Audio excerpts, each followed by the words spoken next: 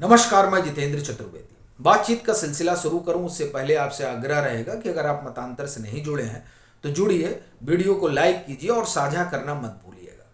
चर्चा करेंगे मध्य प्रदेश की, वो इसलिए क्योंकि जिन 5 राज्यों में चुनाव हो रहा है उसमें मध्य प्रदेश भी शुमार है और फिर उसको लेकर एक कौतूहल भी है क्योंकि ये संघ और भाजपा का गढ़ माना जाता है। लंबे समय से यहाँ पर भाजपा की सरकार है और फिर कुछ रोज बाद ही 2024 का जो है वो महासंग्राम है चुनावी, तो इसलिए भी एक नज़र बनी हुई है कि भाई मध्य प्रदेश में क्या होने जा रहा है।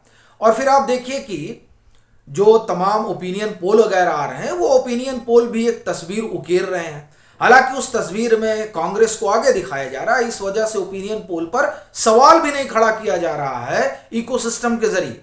नहीं तो अगर उसमें भाजपा आगे हो रही होती तब तो अब तक ओपिनियन पोल को लेकर तमाम तरह की बातें होती और बाकायदे कई एपिसोड चलाए जाते इकोसिस्टम के जरिए। आपको ध्यान होगा कि उत्तर प्रदेश के चुनाव में जब ओपिनियन पोल बता रहा था कि नहीं भाजपा की स्थिति बड़ी ठीक है, तो कैसे ये दिखाया जा रहा था कि सब जो है बिक गए। लेकिन अभी मध्य प्रदेश में तो आप ये समझिए कि इकोसिस्टम ने इस तरह का आरोप नहीं लगाया है। लेकिन क्या सीएसडीएस लोक नीति एनडीटीवी पर इस तरह का आरोप लगाएंगे वो लोग?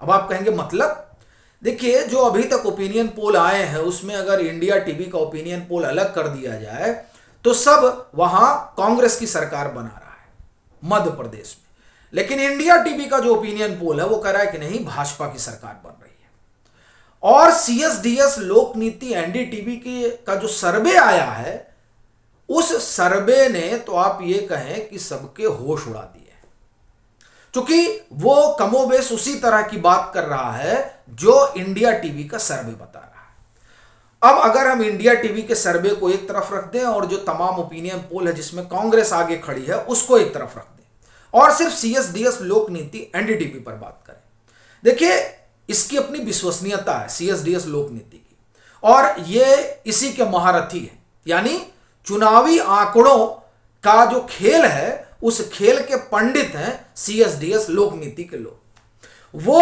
30 विधानसभा सीट पर जमीन पर उतरते हैं, 3019 सैंपल जो है वो इकट्ठा करते हैं। और अच्छा आप देखिए कि सीएसडीएस लोक नीति जो सैंपल इकट्ठा करता है उस सैंपल में बड़ा डाइवर्सिफिकेशन होता है, यानी उसमें जाति और फिर लिंग मतलब फीमेल और मेल, उसके बाद में एज ग्रुप का भी ख्याल रखा जाता है, फिर उसमें रिलीजन का भी ध्यान रखा जाता है। यानी ये भले ही आपको दिखाई दे रहा हो कि साहब ये तो 3000 का सैंपल साइज है, लेकिन इस 3000 के सैंपल साइज में आपको हर बिरादरी के लोगों से सवाल पूछा जाता है, हर आयु वर्ग के लोगों से सवाल पूछा जाता है, हर धर्म के लोगों को से सवाल पूछा जाता है, और तब जाकर ये सैंपल साइज जो है उससे आंकड़े निकाले जाते हैं।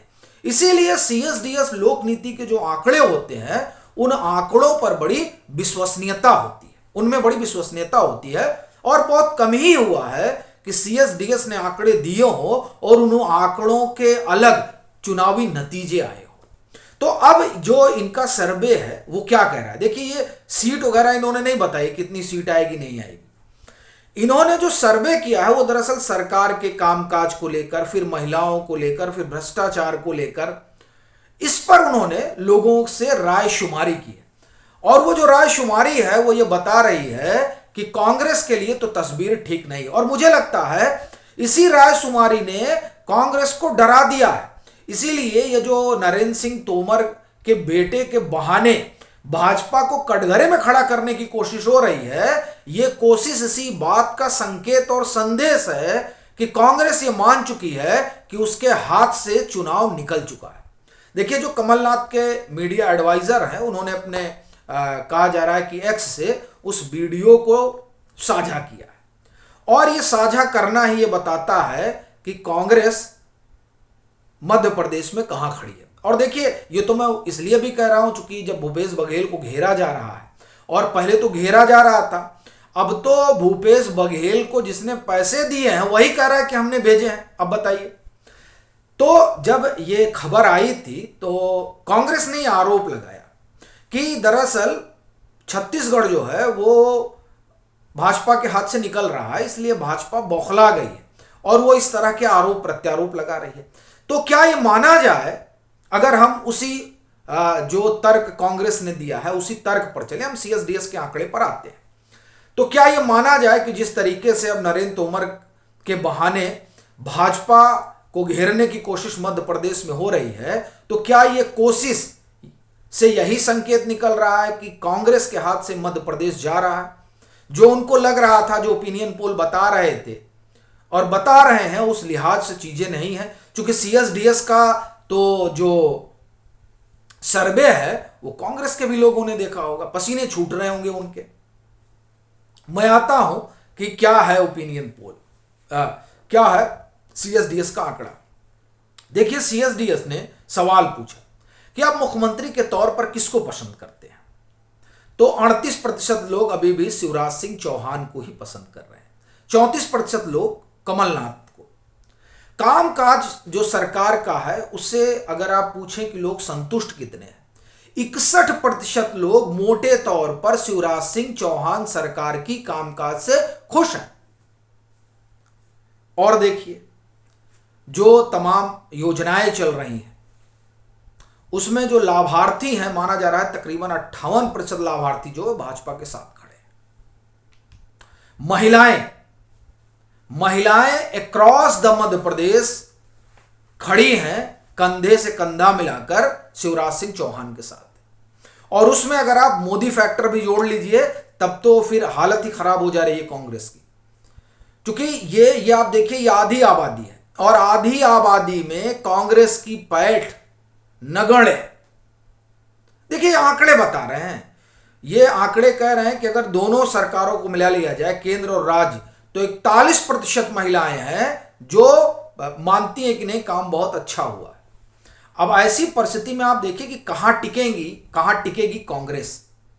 और जिस भ्रष्टाचार को लेकर प्रियंका वाड्रा ने, अभी भी याद है जबलपुर में उनकी सभा हुई थी, पहली सभा, और तब उन्होंने शिवराज सिंह चौहान सरकार को घेरा था और उनको लगा था, और ये कांग्रेस को भी लग रहा था कि जैसा कर्नाटक में हुआ और उन्होंने एक मसला उठाया और उस मसले के सहारे मध्य प्रदेश में शिवराज सिंह चौहान की सरकार को पलट दिया जाएगा।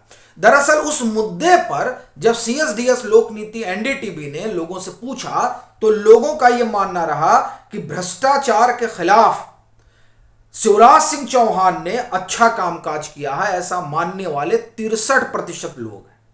अब आप सोचिए कि जो मुद्दा कांग्रेस बनाने का सोच रही थी वो मुद्दा भी उसके हाथ से खिसक गया। यानी वो भ्रष्टाचार पर घेरना चाह रही थी तो लोगों का नहीं, बड़ा अच्छा काम कर रहे हैं भ्रष्टाचार के उस पर, क्या कहते हैं, मोर्चे पर। फिर ये हुआ कि साहब इनके कामकाज से संतुष्ट नहीं है लोग। अब 61% लोग जो है मोटे तौर पर नहीं, शिवराज सिंह चौहान ठीक है।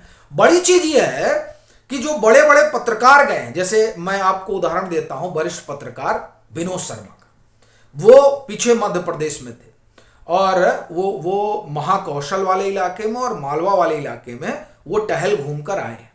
वो लिख भी रहे हैं और बोल भी रहे हैं। वो उन्होंने एक बात साफ कही है कि जिस तरह की एंटी इनकम्बेंसी शिवराज सिंह चौहान के खिलाफ होनी चाहिए वैसी दिखाई नहीं दे रही है जमीन पर।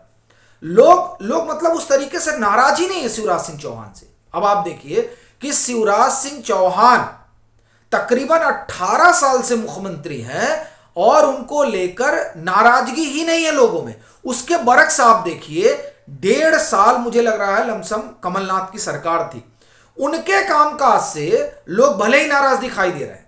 मतलब अगर आप इन 5 सालों में जो 1.5 साल कमलनाथ के रहे और 3.5 साल जो है वो शिवराज सिंह चौहान सरकार के रहे, उसमें आप तुलना करिए तो भी चौंकाता है कि बताइए, मतलब अभी भी ये स्थिति है कि शिवराज सिंह चौहान की लोकप्रियता जो है उनको लेकर जो लोगों का अपना मानना जानना है वो कम नहीं हुआ है। तो ऐसी परिस्थिति में कांग्रेस की राह वहां सहज नहीं है और कम से कम सीएसडीएस लोक नीति के आंकड़े ने तो यह साफ कर दिया है कि कांग्रेस वहां मुगालते में ना रहे। वहां उलटफेर की जो संभावना ये लोग देख रहे हैं और सोच रहे हैं वैसा मुमकिन नहीं दिखाई दे रहा है फिलहाल जो आंकड़े कह रहे हैं।